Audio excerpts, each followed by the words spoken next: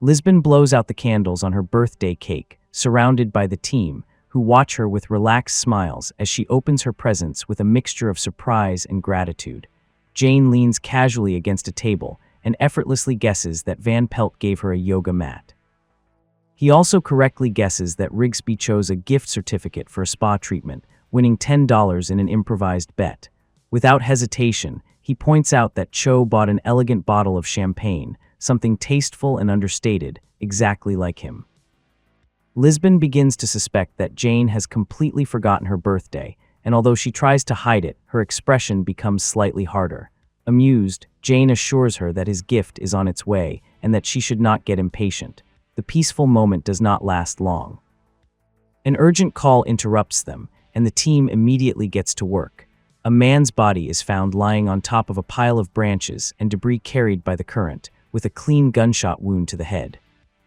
He has no identification, but Jane notices a small detail, a token and a cheap prize in one of his pockets.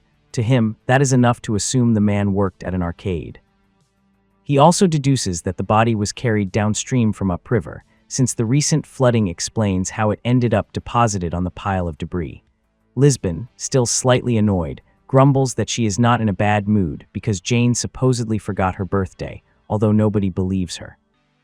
The investigation leads them to an arcade farther upriver. The tokens match. The manager identifies the dead man as Ed Diedrichson and becomes excessively nervous while talking to Jane, stumbling over his words, sweating, and clearly uncomfortable. He explains that Ed's wife said he had left because of a family emergency. While they question the employees and customers, Rigsby comments on how much he hates talking to teenagers, comparing it to trying to have a conversation with mud. Jane, meanwhile, walks over to a few pinball machines and, under the watchful eyes of a group of teenagers, demonstrates how the game is really played. His skill and precision leave them completely stunned. He even manages to discreetly hypnotize one of them, putting him into a light trance. While under the trance, the boy reveals that Ed used to get them marijuana and lend them money, but charged them outrageous interest. He also says that, on one occasion, Ed broke another kid's finger simply because the boy disrespected him, and that Ed used to swear in a strange language. Jane wakes him with 2 gentle taps on the shoulder, leaving the teenager completely confused and unable to remember anything he just said. Meanwhile, Cho, Van Pelt, and Lisbon visit Ed's wife, Jenny, whose real name is Gina. The house is large and fully paid for, with no mortgage, immediately raising suspicions. She watches the team nervously from inside and refuses to let them enter. Lisbon decides there are enough reasons to believe someone may be in danger and orders them to force their way inside. The moment they cross the door, they find Jenny holding a shotgun, visibly distressed. She says she has people on the way. Jane calls at that exact moment and tells Lisbon that he believes the Diedrichsons are in witness protection. His suspicion is confirmed when several armed men burst into the house and identify themselves as federal marshals. Once the situation is clarified, Jenny begins to calm down. The CBI officially informs both Ed's wife and the marshals of his death. They knew he was missing, but nothing more. They reveal that Ed had been part of the mob under the name Eddie Russo and had entered the witness protection program after testifying against them. The main suspicion is that he had contacted someone from his former life. Jane, however, adds one crucial detail. Ed had been selling drugs for a biker known as Tiny, opening a new line of investigation. Van Pelt and Cho speak with Gina, who is frustrated with her new life. She complains about the lack of good Italian food, the isolation, and the constant surveillance. She believes Ed's former mob boss ordered his death, although she insists they never contacted anyone from their past. Jane watches every gesture carefully and promises her that they will find whoever is responsible. Lisbon assigns the next tasks. Van Pelt and Rigsby visit a motorcycle shop looking for Tiny. The moment they ask about him, a huge man suddenly attacks them, forcing them to take him down and put him in handcuffs. Tiny admits that Ed was arrested weeks earlier with 10 kilos of marijuana, but was released immediately, which made him suspect that Ed was an informant. Even so, he swears that he did not kill him. Back at the office, Rigsby confirms that the arrest report does not mention Ed at all, which is extremely strange. Van Pelt adds that Ed's former mob boss, Sonny Battaglia, is retired and living nearby, playing golf, with no apparent reason to want Ed dead. Jane decides to pay him a personal visit. Jane casually walks onto the golf course where Sonny Battaglia is enjoying his retirement, moving across the perfectly manicured grass until he positions himself directly in front of Sonny, interrupting his concentration in the middle of his swing. Sonny looks up, annoyed, and Jane introduces himself with a calm smile, explaining that he is not a police officer and that he came alone. Sonny's response is immediate. He orders one of his men to shoot him. The bodyguard calmly draws his weapon and points it at Jane without hesitation. Far from becoming nervous, Jane begins speaking in a relaxed voice, explaining that there are 3 reasons why he is not the slightest bit afraid. The first is that nobody reaches Sonny's age by randomly shooting strangers in the middle of a golf course. The second is that Sonny could improve his technique considerably. And the third is that Jane knows exactly where to find Eddie Rosso. The mention of Eddie changes everything. Sonny stops his man and decides to listen, although he first demands some advice about his golf game. Jane studies his stance, his grip, and his breathing, correcting each detail with surgical precision and guiding him through the movement step by step. Sonny practices, softly singing to himself as he takes the shot, and watches the ball fly cleanly and perfectly through the air. Satisfied, he smiles with genuine pride. Only then does Sonny agree to talk. Jane quickly realizes that Sonny knew nothing about Eddie's death. He gives him the news directly. Sonny remains silent for a moment before commenting, with a cold and twisted sense of humor, that if he finds out who did it, he will send them flowers and a thank you note. He gives Jane his personal number and adds that Eddie was always an extreme womanizer, suggesting that perhaps some angry husband finally decided to take care of the problem. Jane returns to the CBI and reports that Sonny is not involved.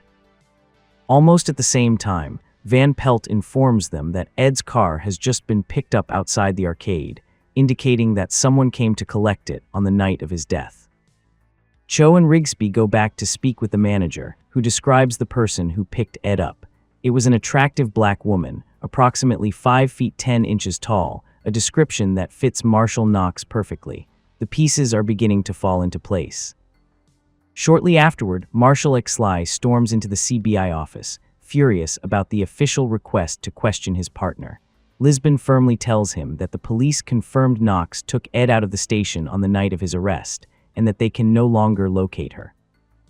Exley becomes agitated and defensive, even arrogant, as he demands answers. The tension is suddenly interrupted by another urgent call. Knox has been found unconscious inside her car, with empty pill bottles and a suicide note beside her. She is barely breathing and is rushed to the hospital immediately. Lisbon tells Exley that his partner will probably survive. Jane, displaying his usual lack of tact, suggests that Exley should talk to her, because it is obvious that Knox had been involved with Ed, and that Ed was secretly in love with her. He adds that if Exley had known about the affair, he would have been the main suspect, and that his best defense is his complete lack of detective skills. Although irritated, Exley cannot deny the truth hidden in Jane's words. Cho and Lisbon head to the hospital to continue the investigation, while Jane, true to his style, puts his own plan into motion. He calls Van Pelt's phone and asks to speak with Mary. Sonny answers, already irritated. Jane then calls Rigsby's cell phone and asks whether he has any shiny pants. Sonny answers again, becoming even more annoyed. Jane apologizes, pretends to be confused, and hangs up, deliberately creating chaos. He then carefully prepares Van Pelt before she goes to see Gina. He explains that she needs to stay with her for as long as necessary to build trust, and should only leave once Gina appears completely relaxed. Jane arrives carrying bags full of groceries, determined to cook. He prepares a slow-cooked, aromatic sauce that fills the house with a comforting smell. As he stirs the pot, he talks with Gina and gradually gets her to lower her guard. They share wine, food, and memories, and the atmosphere becomes intimate, almost like that of a family. When Van Pelt receives Jane's call, she quietly says goodbye, leaving Jane alone with Gina. Jane then gently introduces the central subject. He tells Gina that they believe her husband had been having an affair with Marshall Knox. At first, Gina denies it, convinced that Ed had changed and was no longer the same man he used to be, but Jane refuses to be fooled. He watches her gestures, her silences, and her breathing, calmly applying pressure through logic and carefully chosen words. Finally, he asks her to confess. Jane continues speaking to her in a soft, almost friendly voice, but every word is carefully calculated to break down Gina's defenses. He explains that he spoke with Sonny Battaglia, and that, although the old mobster did not order Eddie's death, he suspects that she was the one who originally pushed Eddie into becoming an informant, believing that it would allow them to build a peaceful and safe life away from crime. Jane tells her that he understands her desperation and knows how difficult it is to live trapped between two worlds, but he also makes it clear that she now has two choices. She can make things easier for him with the police by confessing, or she can make things easier for him with Sonny by accepting the consequences that come with that decision. Gina tries to remain composed, but fear begins to appear in her eyes. Jane picks up the phone, dials a number, and hangs up without saying a word, telling her that one of Sonny's men is already on his way. He then calls again, this time allowing the conversation to continue for several seconds, pretending to be involved in a tense discussion. He mentions the woman they talked about earlier, says he is going to put her on the phone, and then hangs up. Moments later, the phone rings. It is Sonny, furious about the strange calls and the practical jokes. In the middle of a furious outburst filled with graphic insults, threats, and promises of death, Gina becomes convinced that everything is directed at her. Jane slowly hangs up and silently watches her, allowing the fear to do the work for him. Then he calmly asks her what she is going to choose, confess or die. He walks over to the window and points outside, telling her that the man is already there. Gina looks out in desperation and sees Rigsby walking toward the house wearing shiny track pants and dark sunglasses.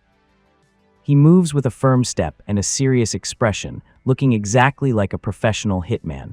That sight finally breaks her. Jane takes out a small recorder and places it on the table. Gina begins confessing through tears, explaining how she followed Eddie that night, consumed by jealousy, anger, and humiliation. She describes how they argued inside the car, how she took the gun and fired, and how she then threw his body into the river, hoping it would never be found. As she speaks, her guilt mixes with the relief of finally being able to end the lie. Rigsby enters the house, identifies himself, and arrests her. Gina looks at him bitterly, fully aware that she has been manipulated from the very beginning, but also knowing that she could no longer keep running. Later, back at the CBI, Marshal Exley approaches Lisbon and Jane to inform them that Knox wanted to apologize personally. Exley also apologizes for his behavior, admitting that he acted out of anger and fear. Jane, without hesitation, gives him a completely natural hug, leaving Exley utterly confused. With the case closed, Lisbon confronts Jane about his methods, criticizing the way he plays with mob bosses, imaginary hitmen, and extreme psychological manipulation. She assures him that this is not the proper way to solve a case. Jane smiles, watches her carefully, and tells her that she is still upset about the whole birthday situation. Lisbon denies it, but Jane says nothing else. Instead, he walks over to the door of her office, places a large red bow on the doorknob, and steps aside so she can open it. Lisbon cautiously turns the handle. Inside the office is a small pony, calmly chewing on papers from her desk. For several seconds, Lisbon stands completely still, unable to decide whether she should laugh, scream, or kill him. Jane watches her with a triumphant expression, completely satisfied with his ridiculous, unexpected, and wildly exaggerated gift, exactly the kind of gift only he would come up with. Lisbon looks at him, shakes her head, and finally cannot help but smile.